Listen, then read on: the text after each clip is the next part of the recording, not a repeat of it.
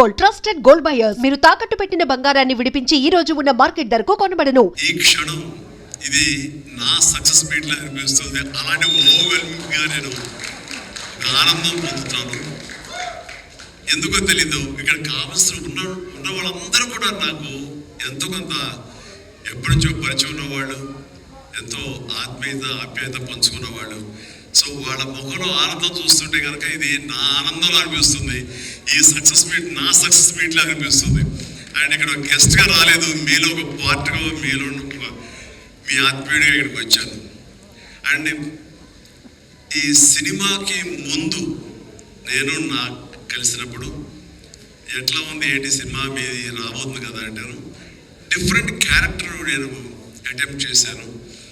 And Dhanush is a lead character. అంటే అదే నాకు ఎట్లాగా ఒప్పుకోవడం అంటే తెలియదండి. రెగ్యులర్గా ఈ హీరో క్యారెక్టర్స్ ఇలాంటివన్నీ చేస్తూ నాకు ఎక్కడో కొంచెం డిఫరెంట్గా చేయాలంది. కొత్త హొరైజన్ గేట్లు ఓపెన్ చేయాలనిపిస్తుంది.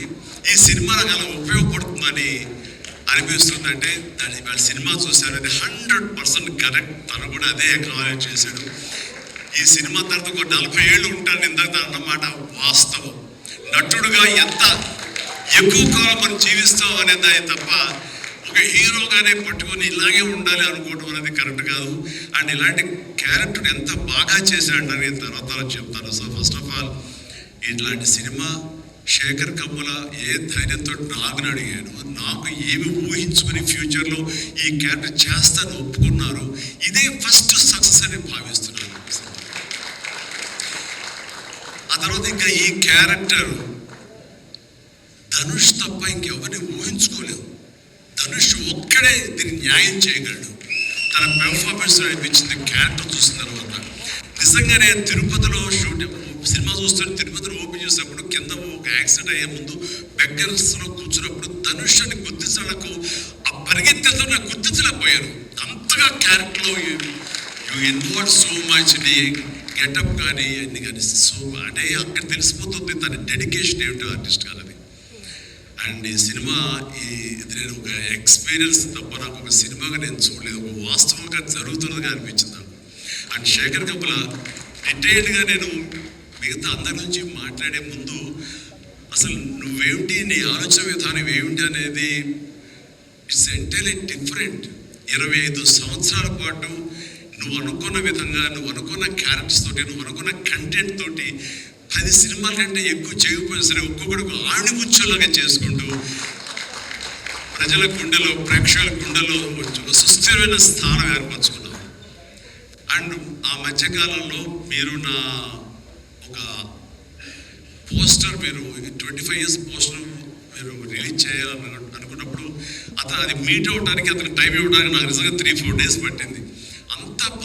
అంత పట్టింపు ఏంటి నేనంటే, సార్ మీకు గుర్తుందో లేదో, మీ 88లో మీ సినిమా స్టేట్ రౌడీ షూటింగ్ ఈ రోడ్ల మీద జరుగుతున్నప్పుడు నేను ఫస్ట్ టైం మిమ్మల్ని చూశాను. నేను ప్రేమించే మనిషిని ఎదురుగా ఉన్నాడు, కలిస్తే బాగుండు అనుకుంటే పోలీసులు ఎవరు రాని పరిస్థితి. కానీ మీరు ఎందుకు నన్ను చూసి ఇట్లా అని పిలిచారు, నన్ను ఒక్కడే పిలిచారు, నేను మీ దగ్గరకు వచ్చాను. నేను ఎందుకు పిలిచానంటే అతను అందరికీ హైట్ ఉన్నాడు కాబట్టి ఏదో పడుతుంటే రమ్మని పిలిచి ఉంటాను తప్ప అతనే ఉన్నాడంటే నా లోపల భావాలు కానివ్వండి, నేను నా ప్రేమ కానివ్వండి నేను వ్యక్తం చేయగలిగాను. అది కరెక్ట్గా కనెక్ట్ అయింది అని తను అనుకున్నాడు. బట్ ఏమనుకున్నా సరే వచ్చిన తర్వాత నన్ను మీటిన క్షణం ముందు వరకు భవిష్యత్తులో ఏం చేయాలో తెలియదు, ఎడ్యుకేషన్ ఉంది కాబట్టి ఎటు వెళ్ళాలో తెలియటువంటి 17-18 years ఉంటాయి అప్పుడు అతనికి. నేను 36 years అయిపోయింది కలిసి, ఫస్ట్ టైం కలిసి. ఆ క్షణాన్ని నన్ను చూడగానే, నాతోటి కూర్చోగానే, నాతో మాట్లాడగానే, నేను నా షేక్ హ్యాండ్ తీసుకోగానే ఆ క్షణం డిసైడ్ అయిపోయింది. అంబిగ్యూటీ, డౌట్ లేదు, ఖచ్చితంగా నేను సినిమా ఇండస్ట్రీ సెటిల్ అవ్వాలని ఆ రోజు నిర్ణయించుకొని తను చెప్పడం అన్నది నాకు ఎల్లేని సంతోషంగా ఉంది. నేను గర్వించే, నన్ను ప్రేమించే మనిషి, నన్ను అభిమానించే మనిషి ఈ రోజున ఈ స్థాయిలో ఉండి ఇంతమంది చేత ప్రశంసలు పొందుతున్నాడంటే కనుక హ్యాట్స్ ఆఫ్. ఇది గర్వం నీవు కాదు, నీలాంటి వ్యక్తి తను ఇన్స్పిరేషన్గా తీసుకుని ఇందులో ఇండస్ట్రీలో వచ్చి నీ సొంత టాలెంట్ తోటి, నీ సొంత ఆలోచనతో, నీవు నీ కమిట్మెంట్ తోటి ఈరోజు ఈ స్థాయికి ఉన్నందుకు ఫస్ట్ ఆఫ్ ఆల్ ఈ సిల్వర్ జూబ్లీ ఇయర్ సందర్భంగా మనస్ఫూర్తిగా నా అభినందనలు మరొకసారి తెలియజేస్తాను. అంటే శేఖర్ కమల సినిమాలో నేను ఎప్పుడు చూస్తూనే ఉన్నాను, అన్నీ చూసాను దాదాపుగా. అది వాస్తవానికి నిజానికి చాలా దగ్గరగా అనిపిస్తాయి. అంటే తన ఫస్ట్ పిక్చర్ చూస్తుంటే ఆ క్యారెక్టర్స్ ఆనంద్, రూప వీళ్ళు ఎలా ఉన్నారు, ఇంకా ఉండుంటారు కదా అని ఆ క్యారెక్టర్స్ కనపడే తప్ప ఆ యాక్టర్లు కనపడరు. వాళ్ళ తర్వాత వచ్చిన సినిమాలు మనకు గుర్తుకు రావు. ఐ మీన్ దీంతో కనెక్ట్ అవ్వదు. అలాగే ఫిదా, భానుమతి, వరుణ్, అలాగే ప్రతిభలో శ్రీరామ్, గోదావరిలో శ్రీరామ్, సీతామహాలక్ష్మి, ఈ క్యారెక్టర్స్ కనపడదు. ఎందుకు చూడండి ఈ సినిమాలో కూడా ప్రతి ఒక్కడు ధనుషి దేవాదేవ అంటున్నారు, నా ఫ్రెండ్ ఏమో దీపక్ అంటున్నారు తప్ప పేర్లు పెట్టి ఎవరు పిలవట్లేదు, గుర్తుంచుకోవట్లేదు. ఒక్కటి దేవాలు వస్తుంది. నాకు అలాగే అనిపిస్తుంది ఇప్పుడు. అంటే క్యారెక్టర్ని అంతగా ప్రొజెక్ట్ చేస్తారు. ఇంతకంటే బెస్ట్ ఎగ్జాంపుల్ లేదు. ఎప్పుడో చూసి సినిమాలకి ఆ క్యారెక్టర్స్ పేరు, నా సినిమాలో నా క్యారెక్టర్స్ నాకు పేరు గుర్తుండడం, అలాంటిది తన సినిమాలో క్యారెక్టర్స్ ఇప్పటికీ గుర్తున్నాడు నాకు. రూప అని పేరు ఎందుకు గుర్తుంది? అందులో తండ్రి పాత్ర మెంటల్గా రిటార్టెడ్ రూపాన్ని పిలుస్తాడు. ఆనంద్ ఆఫ్ కోర్స్ హీరో పేరు, అది గుర్తుండిపోయింది. అట్లాగే వరుణ్ సినిమాలో ఫేదాలో భానుమతి సెపరేట్ కేజ్ అంటారు కదా, ఒక డైలాగ్, సెపరేట్ పీస్ ఏదంటు, అలాగే హైబ్రిడ్ పిల్లలు అంటుంది. అలాగా తన క్యారెక్టర్స్ గుర్తుండిపోతాయి. అది తన గొప్పతనం. అవి వాస్తవికంగా ఎక్కడో ఇంకా ఉండుంటాయి, వాళ్ళు ఎక్కడో జీవించుంటారు అన్న ఫీలింగ్ ఇస్తుంది. అలాంటి రియల్గా అతని కాన్సెప్ట్ అన్నది చెప్పాలంటే అదొక పిచ్చి. నేను అనుకున్నది తప్ప ఇంకోలా కాదని. ఇందాక నాకు అన్నారు కదా, నేను మామూలుగా ఎప్పుడు నడిచొచ్చే విధంగా నడుచుకుంటూ వస్తుంటే నాకు అలా కాదు, ప్లీజ్ దయచేసి మీరు నా క్యారెక్టర్ నడవాలి. నీ క్యారెక్టర్ నడవాలంటే ఎలా నడవాలి తెలియదు, నడిచే నాకు వచ్చిన నడక ఇది అని చెప్పి ఇందాక ఇద్దరు అనుకుంటాం. నాకు తెలిసిన నడక ఇది కాదండి, మీరు హీరోలా నడుస్తున్నారు, స్టైలిష్గా నడుస్తున్నారు.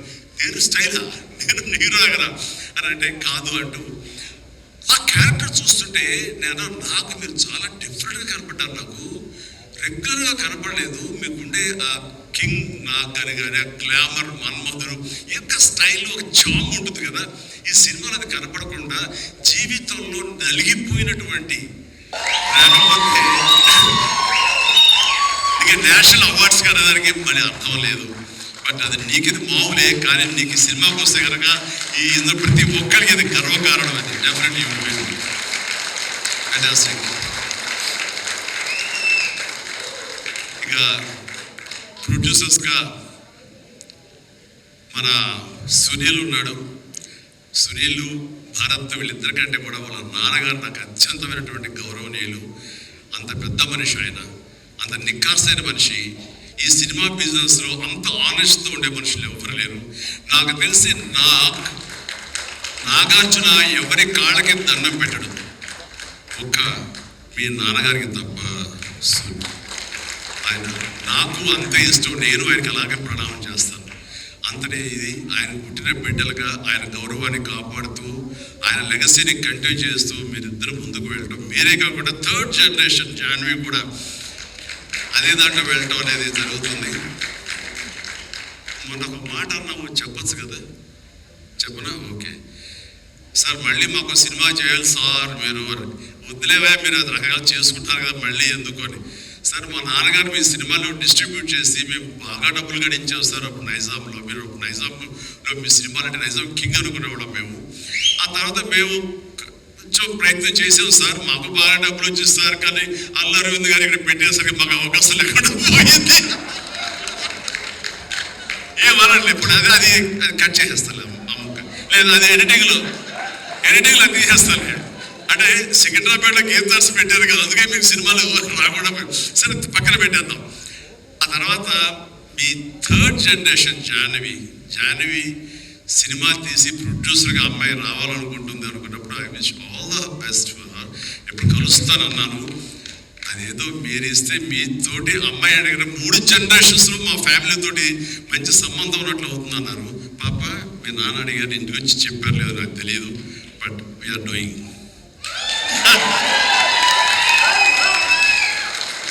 ధనుష్ చేసిన ఛాలెంజింగ్ లాంటి క్యారెక్టర్స్ ఉందమ్మా. ఫన్ ఓరియంటెడ్, మాస్ ఓరియంటెడ్, మనది సరదాగా గ్లామర్ ఉంది. Okay right. సో ఈ రకంగా 3వ జనరేషన్ కూడా ఎస్ ప్లీజ్ ఈ లెగసీ ఇలాగే కంటిన్యూ అవుతుండాలి, మీ ఫ్యామిలీ బాగుండాలి నాన్నగారు ఆశీస్సులతోటి. అండ్ ఇలాంటి కుబేర సినిమాలు మరి ఎన్నో సక్సెస్ఫుల్ సినిమాలు చేయాలి. ఇందాక ధనుష్ అన్నట్లుగా మీ మొక్కల ముందు నవ్వు ఉండాలి. ఇప్పుడు నవ్వు కొంచెం ప్లీజ్. Thank you. మీరు నవ్వుతుంటేనే మా అందరికీ నవ్వు ఉంటుంది, మేము నవ్వుతూ ఉంటాం. Thank you. అండ్ మిగతా టెక్నిక్స్ పరంగా చూస్తే కనుక నికేత్ కెమెరామెన్, డిఓపి, నేను ఎప్పుడు చూడలేదు. Hi Niket, I have seen your films, I don't remember even, but the way you are presenting yourself here is very much appreciable. I could see the energy what you are pouring here. Definitely it will reflect on the stage. Otherwise, Naga's would have been praised you so much. And you also grab my attention. And future, I don't know. Yes, maybe. And you have done a fantastic job. So initially, when villain scenes are happening, that time I could see the top floor swimming pool. There I could see the richness of the film. So hardly they would have spent anything. So riches comes not because of the money. Riches comes with your viewfinder. So that way our credit goes to the whole film. Has grabbed attention and it looks very rich. So definitely please, I will awaiting you in future. And all the very best and good luck.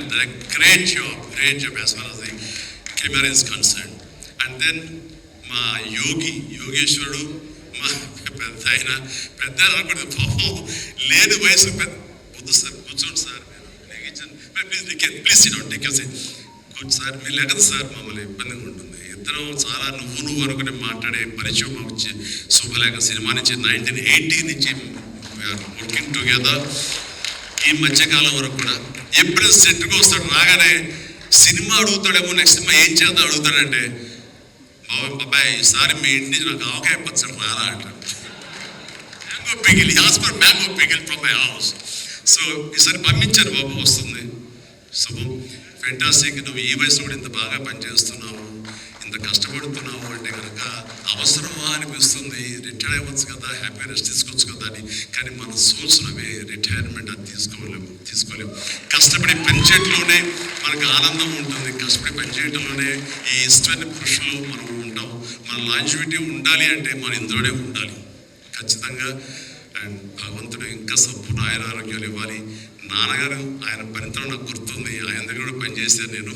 అలాగే నీతో కూడా పని కొనసాగిస్తాను. And ఈ సినిమాలో నువ్వు part అవడం అనేది it is great, wonderful Dharani, please.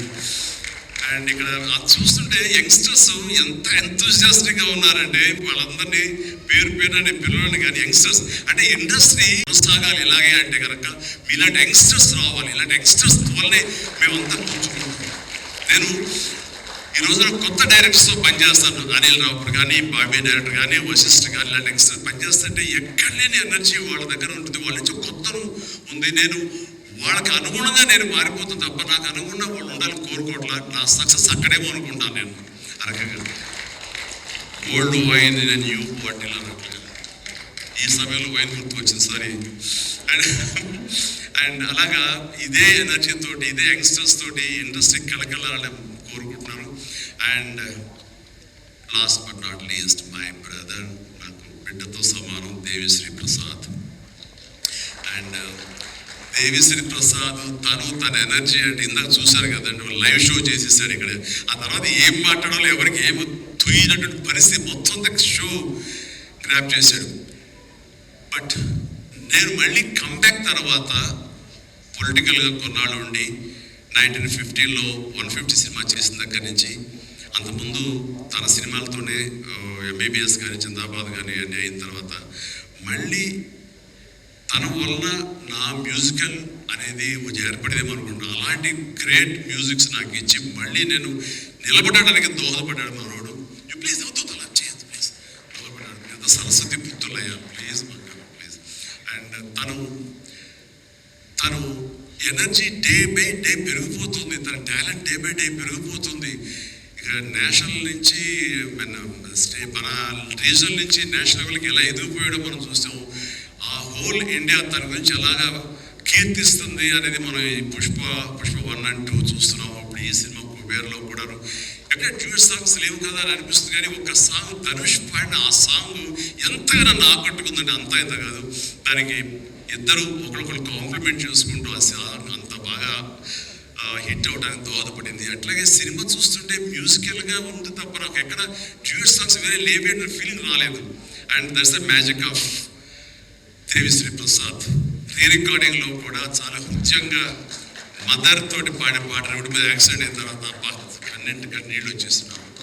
మన రైతుల మీద పాడే గుర్తుందా మన 150 సినిమాలో నీరు నీరు నీరు అంటూ దాన్ని మరిపించిన సాంగ్లో అనిపించింది. అండ్ అది వెరీ మచ్ రిలవెంట్ సాంగ్. అట్లాగా తన ఆర్ఆర్ బ్యాక్గ్రౌండ్ కూడా తన సాంగ్స్ ద్వారా అవన్నీ కూడా అతి అద్భుతంగా కనిపించేలాగా వినిపించేలాగా చేశారు. దానికి దోహదపడమంటే లిరిసిస్టులు ఇక్కడే ఉన్నారు. భాస్కర్ పట్లను ఇందాక ఇంకో ఆయన పేరు చెప్పారు నాకు, నందకిషోర్ గారు, అలాగే మన చంద్రబోస్ గారు. అండ్ వీళ్ళందరూ కూడా నేను హృదయపూర్వక అభినందనలు తెలియజేస్తాను. అండ్ ఈ రోజులో ఇక్కడ రావడం అన్నది నేను చాలా ఆనందం అనుభవిస్తాను ఇక్కడికి అందరితో పాటు. అండ్ ఇలాంటి సినిమాలు రావాలి, ఎందుకంటే సినిమా సక్సెస్ అంటే గగనమైపోతున్న రోజులు ఇవి. థియేటర్స్కి ఆడియన్స్ రప్పించడం అనేది మహా గగనమైపోతున్న రోజులు ఇవి. రావడం కష్టంగా ఉంది. ఎలాగ సినిమా థియేటర్లు కానివ్వండి ఇవి ఎట్లాగ సస్టైన్ చేయాలి, ఎలా నిలబడాలి అనేది చాలా క్లిష్ట పరిస్థితుల్లో ఇలాంటి సినిమాలు, ఇలా కంటెంట్ ఉన్న సినిమాలు, అంటే హృదయంగా ఉన్న సినిమాలు, ఎమోషనల్ సినిమాలు అండ్ బిగ్ ఈవెంట్ ఫిలిమ్స్ ఇందాక చెప్పినట్లుగా పర్వాడు అవన్నీ కూడా ఆడొచ్చు. కానీ ఇలాంటి సినిమాలు కూడా ఆడి ఎస్ కంటెంట్ మనం సరిగ్గా ఇవ్వగలిగితే, వాళ్ళ హృదయాలు మనం తాకగలిగితే ఖచ్చితంగా ఈ సినిమాలు చూస్తారు, థియేటర్ వస్తారు అనే ఒక ధైర్యాన్ని భరోసాని ఇచ్చిన సినిమాలు ఈ మధ్యకాలం చూస్తున్నాం. చిన్న సినిమాలు, పెద్ద సినిమాలు ఇద్దరు. అందులో ఈ రోజున శేఖర్ మీరు మరొకసారి నిరూపించారు. ఇందాక ఎవరో మిమ్మల్ని చేశారు, నిజంగా మనస్ఫూర్తి చెప్తాను, క్రెడిట్ గోస్ టు యు. ఒక ధైర్యాన్ని ఇచ్చింది ఇలాంటి సినిమాలు చేయొచ్చని. ఇంకా ఈ పెద్ద సినిమాలు తప్ప, రక్తపాతాలు తప్ప, కొట్టుకోవడాలు తప్ప, నరుకోవడాలు తప్ప ఇంక ఇలాంటి సినిమాలు రావా, వస్తే చూడరా, ఇవన్నీ 10 రోజులు ఆగితాను, నెల ఆగితాను, ఓటీటీలో చూసేద్దాంలే అని దాంతో ఉండిపోతారా, ఏమైపోతే ఇండస్ట్రీ అనేటువంటి ఒక అభద్రతా భావం నుంచి ఈ సినిమా ద్వారా ఎస్ ఇలా తీయగలిగితే, సత్తా చూపగలిగితే, హ్యూమన్ ఎమోషన్స్ టచ్ చేయగలిగితే, కంటెంట్ కొత్తగా ఉండగలిగితే కనుక థియేటర్కి వస్తారు, చూస్తారు, భరోసా ఇచ్చావు. Thank you so much.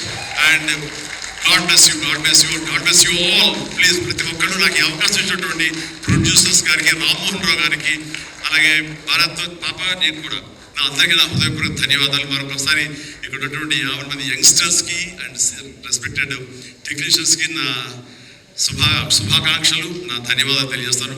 మరొకసారి love you man, love you. God bless you. And ఇప్పుడు నాకు మీ దారిలో నేను నడుస్తాను. Follow the leader. Thank you, Shamlai. You done a good job. Thank you. God bless you.